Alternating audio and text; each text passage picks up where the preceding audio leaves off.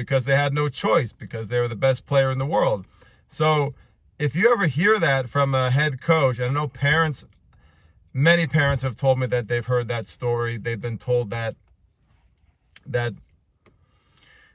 it's really a deception, that the best players in the world practice with lower level players. That is true, but they spend their entire careers playing up. And by the way, if you have a girl, female player, the best girls in the world, the best women in the world, they always play with men. So they're always playing up. Even the best female players in the world are practicing with, usually not with other females that much. They're usually practicing with men who are higher UTR than them. So yes, it's true. If you're fortunate enough to get to the highest level UTR, like a 15 or 16 in the world, there's no one else for you to practice with who's better than you. So you have to play with lower level players. And a lot of times the top pros will get 2 college players or 2 lower UTR players, and they'll go 2-on-1. They'll actually need 2 lower level players to hit with. But I just wanted to dismiss that myth. If you're a parent, drop a comment if you've heard that from a head coach or an academy director. I know that I've heard that, and I've had many parents tell me that they've been told, sort of sold that myth as well, in order to get their kid to fall into line and accept playing with lower level players. That's one of the rationales that you hear a lot. And that's really just like a sales pitch from a head coach or an academy director trying to get your kid to do more groups and to be comfortable playing in groups. It's always better in a group to play with better kids. If you're a kid, almost always, there's very few exceptions, you definitely don't want your kid to be the best player in a group. So ask yourself right now, is your player like this kid from New Jersey who's training at a good academy in New Jersey? Is your kid currently playing in a lot of groups? Question number 1. Is your kid the best player or one of the best players in those groups? Question number 2. If you answered yes to both those questions, you're probably not getting better as fast as you could be. Your player is most likely underperforming, not optimally training, because right away, those are 2 big red flags for me. You're doing a lot of groups, and you're doing a lot of groups where you're one of the better ones.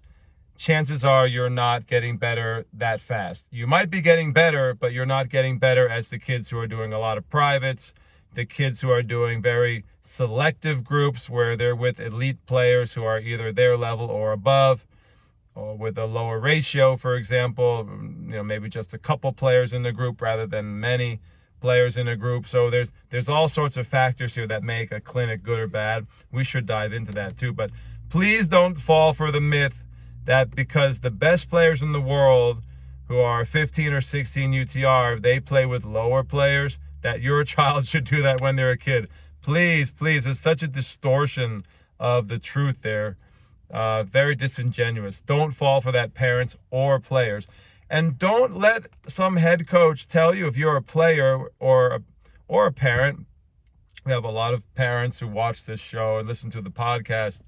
Don't let a head coach tell you that it's really better for your kid to play with lower level players because, they have to learn to do that in a tournament. You hear that a lot too. I mean, you can get plenty of lower level competition when you actually play the tournament. You don't have to practice playing lower level players all week during a group or clinic.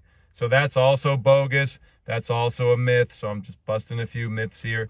And don't let a head coach tell your player or tell you that you need to be more accommodating, that you should deny the urge to play up. My student this week, he's visiting from New Jersey. He's like, I really wanted to play with those good players, but I was chastised by the head coach who told me that I should really accept playing with lower level players, and that to be part of this academy, I have to be willing to play with all different levels of players. I mean, come on, man. Every kid wants to play with better players. If they're a competitor and they're hungry to get better, they want to play with better players. And they know, I think instinctively players know that if they play with better players, it usually helps them get better.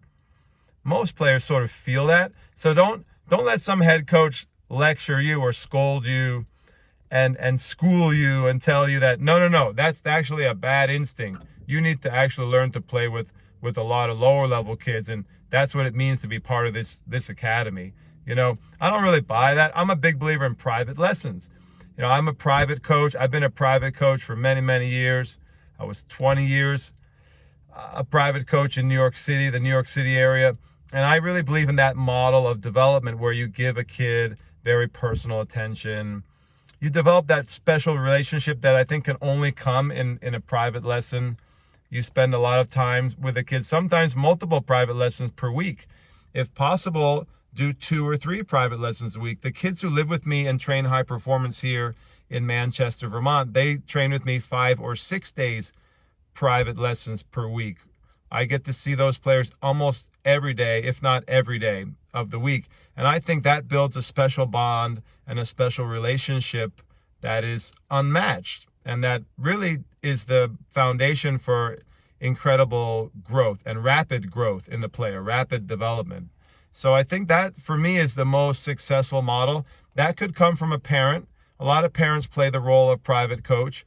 And of course, it could come from a coach relationship as well. But many parents fill the void and become sort of the proxy private coach for their kid.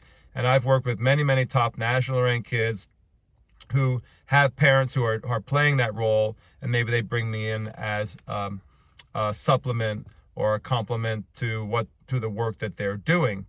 But the one-on-one mentoring, the individual attention, the personalized coaching, to me, I think that is optimal for development. Is it possible to become a top national ranked player in groups, in clinics? Yes, it's possible, but it's less likely, it's less optimal. The rate of development will be slower. You're not going to get as good results. If I take 2 players, equal ability, both working hard, one of them's doing 4 clinics a week, and one of them's doing 4 private lessons a week.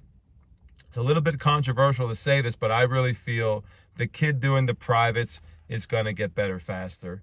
He's going to be a more complete player. He or she is going to have fewer holes in their game, and they're going to have this wonderful mentor-mentee relationship that I think is critical to surviving the junior development journey. It's such a tough road. Junior tennis is brutal, and it just helps to have that coach who you know really well, who's almost like a second father figure, a big brother, an uncle, someone who's almost part of the family, who you're connected with, guiding you and motivating you, inspiring you. I think that's really critical. You just don't get that in a group. You don't get that in a clinic. I use the word clinic because clinic is typically, like, as soon as you hear the word clinic, you know it's probably not a high performance environment. Please stay away from those places that offer clinics. Clinics often don't have high level coaching. They don't have high enough intensity. I mean, let's talk about what's the problem here. Aside from having the wrong level, so groups are almost universally the wrong level. Like you're either like the best one, or it's possible to be the worst one and you're not getting any love. But usually if you're the worst one, I mean, that's good in the sense you get to play with stronger players, but maybe you're not getting like a lot of attention from the top coach, the most elite coach. Groups and clinics are notorious for just, letting kids slip through the cracks, not working on technique, not working on specifics that kids need. A lot of times the individual gets sacrificed to the group dynamic. A lot of times groups are just working on general things, generics. They're not getting into the highly specific areas that each individual player needs. Many times groups are sort of low intensity. The coach might talk too much, like a lecture format, where the coach is given is stopping the practice a lot to give a lot of speeches, or the coach is taking a lot of water breaks or checking his phone. There's just a lot of issues with groups. Very hard to manage a group. A lot of times groups have 4, 5, or 6 kids on the court, 4, 5, or 6 kids per coach. That is not optimal development. You should have 2 or 3 kids in the group. Like, that is a group. For me, a lot of people call that a private lesson. For me, that's a group. In Spain, that's a group. And then when you have 2 players in a group or 3 players in a group, that's optimal. It's more likely that you can get great development, great coaching, a little more individualized attention. You're going to hit more balls per hour. It's just better in so many respects. So if you're in a group, if you're doing a lot of groups per week, and your kid's the best one, and there's 4 kids in the group, and the coach, if we're hitting a lot of these check marks, like the coach likes to talk, he likes to share the knowledge, and there's water breaks, and there's one kid in the group who's really annoying, and he's always talking or slapping balls around, or annoying your kid or yourself if you're the player. All of those things add up to bad group dynamics and low performance, like slow development, like maybe going sideways and stagnating. So one of the first things I talk to families, parents, and kids about is I ask them, what's their training like? How many groups are they doing per week? Big red flag for me is, yeah, we're doing 2, 3, or 4 clinics a week, and then we add in a private lesson. That's usually a recipe for underperformance. So just please watch out for that. Don't fall for the myths that I mentioned earlier in the show, and try to think about ways that you can juice up your development and optimize your development that don't make groups the bulk of your training. Now, groups can play a role. Sometimes you get lucky and you have like a really nice dynamic with a small handful of players who are similar UTR. Maybe one's a little higher than your kid or yourself. And so like it's magic. All the kids are sort of aligned and they're willing to work hard. If you get one lazy kid in a group, it ruins everything. If you get one kid who's got who's terribly distracted or obnoxious, that ruins the entire group for everyone. Like there's so many things that can go wrong in a clinic. And I think as parents and kids, you just have to understand that.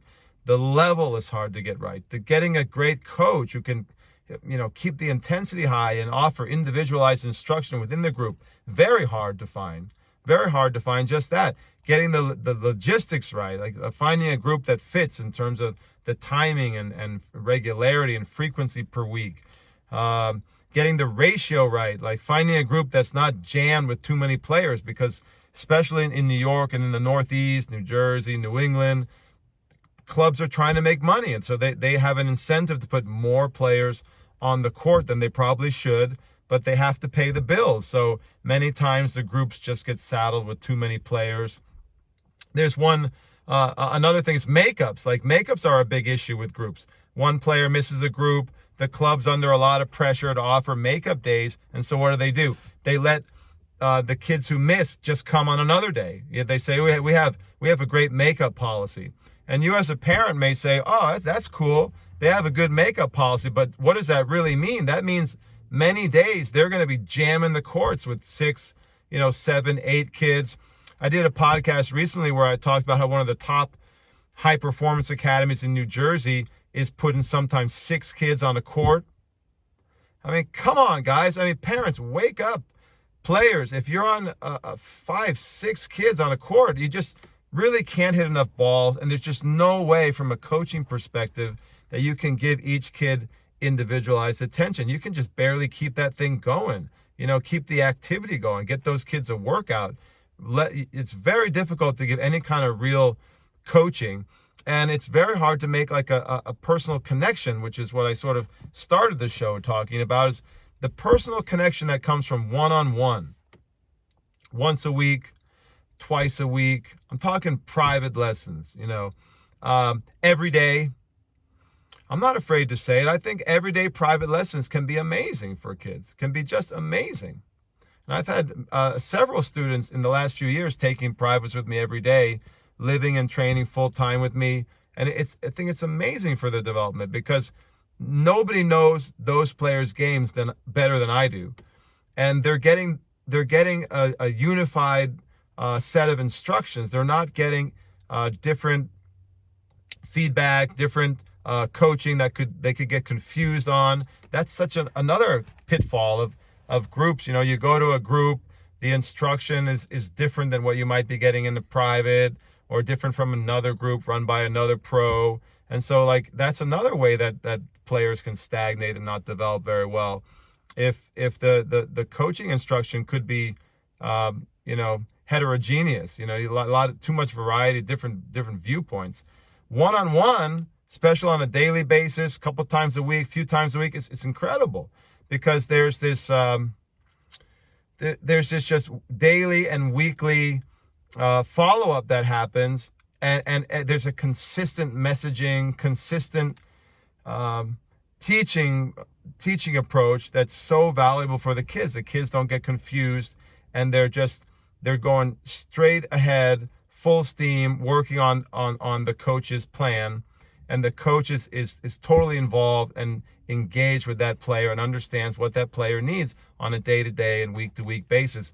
Not to mention the relationship, the bond, the emotional connection between player and coach, which is undoubtedly deeper with a private coach and a player versus a group coach and a player. So, consider all of those positives for private lesson. What's the hard part about private lessons is they're usually expensive. That's why a lot of parents defer to groups. They say, oh, let's do for groups, or we have a limited budget, let's get more groups in. I really think that's a mistake. I think the parents who are really savvy, a lot of the parents, the smartest parent, I've worked with some really, really smart parents, smart tennis parents, and they've developed their kids to be, number one in the country, top 10 in the country, gold ball winners. And they really understand, by and large, the importance of private lessons, the importance of private development of a player. There are some exceptions. Like I can think of a few players who made pretty high national level that did a lot of, classes. But I think really those are typically more the exception, dramatically so. I would say 90% or more are doing a good amount of private lessons. And I would also suggest doing more private hitting. So private hitting is not really a private lesson. It's more like private sparring. So that's what I'm really big on that. At my summer camp, my high performance summer camp, I try to do a really good job of leveling the groups well, and we have very low numbers, 2 players per court, 3 players per court max. I have high UTR coaches, 11, 12, 13 UTR coaches, who I let the coaches spar in. And one of the reasons I do that in all of my programs, and year-round or in the summer camp, is because that means even if there is, there's never the best one on the court. The player who's the best is never the best one, because there'll always be a coach who can hit in with them and level up the practice, challenge the best one. Even if it's a high UTR group, I always have someone better, a coach who's better. And I just think that works like magic. That way you never have a kid who's like, man, I'm the best one, and it's just not as challenging, feels a little stale. And I think that's the best way to do it. Always have a hitting coach or a hitting sparring partner on staff or available for your kid so that they can level up their training. So I highly recommend that. If you're not going to a program that does that, it can be really tough, because if the coach is just feeding balls, that can get a little stale, and then the players play points and they're just playing against each other, and there's always going to be a better one. It's nicer to have a sparring coach, a sparring, high UTR sparring player who can get in there and just raise the level of the entire group, raise the intensity up, and challenge the best player or players in that group. I think that works like magic. But most groups are not run like that. Most camps are not run like that. Most summer camps are not run like that. So it's a mixed bag. It's very dangerous just to do clinics and groups. In terms of privates, if you can only afford once a week, I would recommend doing that, taking copious notes, taking videos, learning everything you can, and basically duplicating the private lesson multiple times per week as a parent. That is a formula that works. Like you get the great advice from someone really knowledgeable, a really elite coach. You get the information, you go out there and you sort of mirror the information back to the player in other private lesson situations, and mom or dad could do that. And I've had many successful top national rank players who we've worked like that. I see the kid once or twice a week. It's not every day, but I build up a really good long-term relationship with that player. I understand that player really well, and the parents are in tune with the process. The parents are taking the initiative, taking notes, taking videos, and then they're doing all the one-on-one follow-up the rest of the week, usually, to fit into the budget. And then if you can supplement that with a few groups here or there, they have to be very selective groups. You have to be very careful who's doing the group. You might do some match play, maybe some inexpensive match play to supplement. And then a couple days a week hitting with a high UTR college player. It's incredible. That's like jet fuel for development. So that's how I would sort of manage it. If you're a parent watching or a player watching, even if it's once a week private, that can still be very good if you're doing additional one-on-one training outside of the private with mom or dad, and you're just reinforcing everything that you're learning in the one-on-one. So you don't have to do a lesson every day, but you do the best you can with what you can afford. And then for groups, you try not to do too many, and you try to save money with groups. I think the smartest parents realize that a group is more of a commodity. They try to shop around to get an inexpensive, especially groups with like 4, 5, or 6 players per court. If you got a really good group with a really good coach, that's not a commodity. That's more like a semi-private lesson where the kids are getting a lot of instruction. But if you just need volume and you need hours on the court, you need to hit a lot of balls. You got to get your thousands of balls hit per week. You can do some generic groups and just sort of try to negotiate a good price, maybe a volume price, double up on groups. I've had parents do that where they just do like 2 groups in a row, back to back, because they know the group is kind of mediocre. But if you do it twice, you get to at least hit a lot of balls, and get a variety of competition. As your player gets higher ranked, you can usually negotiate some discounts from groups. A lot of places will do that. Again, you sort of get stuck being like the best one in the group, which is never good. But sometimes you just got to get on the court, so you just need to negotiate some groups. But don't expect a lot of don't expect too much. Try not to pay too much for a generic group, a generic clinic, and see it for what it is. It's volume training. It's not individualized. Typically, there's not a lot of coaching. There's no technical coaching going on, really. So it's just a place to hit balls, play points, get some competitive drills or competitive games going, that kind of thing. And you may just want to fill in time during the week to do that, but just realize it's not really quality time. So I think that's the best way to view group classes, and especially clinics. But please do not rely on clinics to develop your champion. Or if you're a player and you're stuck in the situation, like I said earlier, where you're the best one or you don't get to play up as much, the clinics tend to have a lot of players in them, the intensity is low, the instruction is minimal, red flag after red flag after red flag. Don't stay in that environment. Try to shake it up. Switch it around and see if you do 6 months of a different program. Get a private coach. Take a couple private lessons a week. Work with mom or dad. Get out there and do private drilling, one-on-one drilling. Do private hitting. Do 1.5, 2-hour sessions with a high-level college player.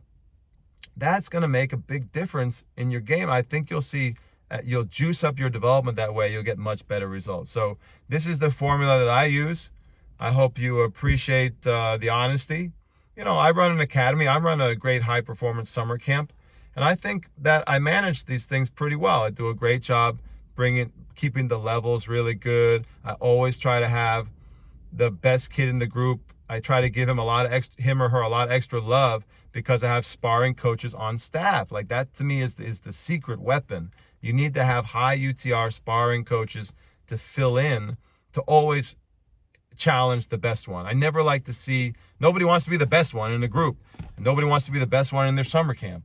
So the way that you level that out is you can have similar UTR players training together, but you want the best ones always also being challenged up by the best hitters that you have on your staff. That's how I run my camps. That's how I do all my groups. And that's worked for me for many decades now, developing top national ranked players.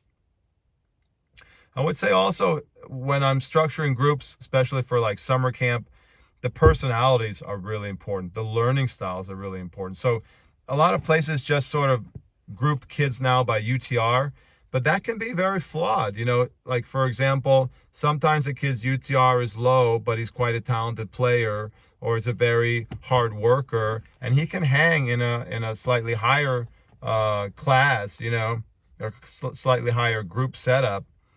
The personalities are so important, like the learning styles. If like one kid, that's why it's important to have really small groups. You know, like we put 2 kids on the court in summer camp, literally 2 kids per court with a coach, or 3 kids per court from time to time.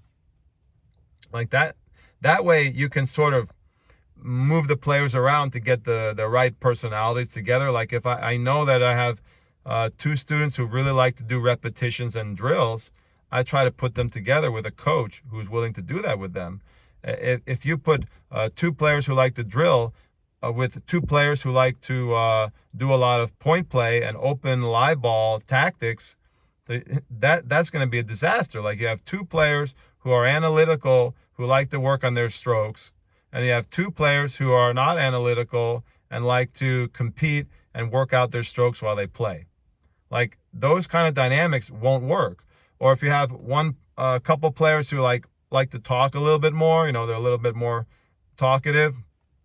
And then you have a player who's very quiet and introspective, you know, that's not going to work well either. So you need to sort of try to adjust your group, especially in a camp format, like a summer camp. You try to put the players with the personalities and learning styles that are similar together so that they can do the same stuff. That makes for a much more optimized group or camp. Many times your kids just in a group with some random kids, and even if the UTR is good, like I mentioned, one kid might be annoying.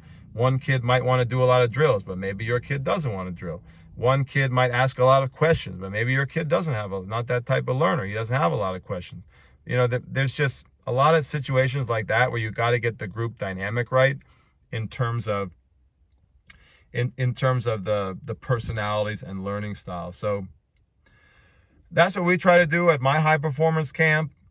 If you're interested in summer camp, come check it out. Come visit me this spring. I have a lot of players visiting. Right now, I got the #1 kid in New England coming up this week to train with me. I have a number of top national ranked kids coming in all the time.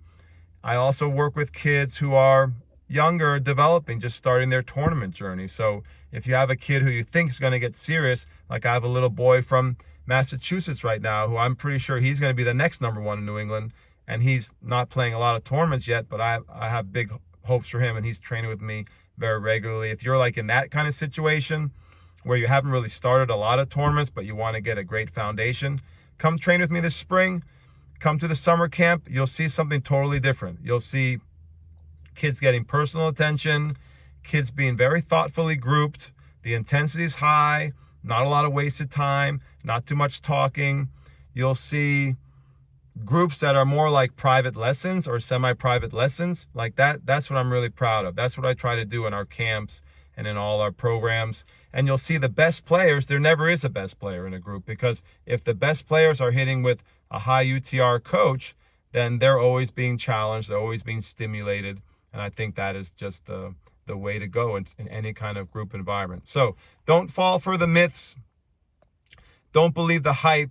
Don't accept that your kid, or if you're the player, don't accept that you got to play with lower kids all the time. That's a big myth, man. Usually you want to play with better players or the same UTR or higher players the majority of the time. And it is true, you can once in a while, a small amount of time, play with a lower level player. You could work on something. You could work on handling the pressure, playing someone you're supposed to beat, but you don't have to do a lot of that. Most of the time, you want to play with kids who are same level as you or a little better, and you want to be pushed. All right? All right, see you guys on the next program. God bless, and hope to see you this summer too.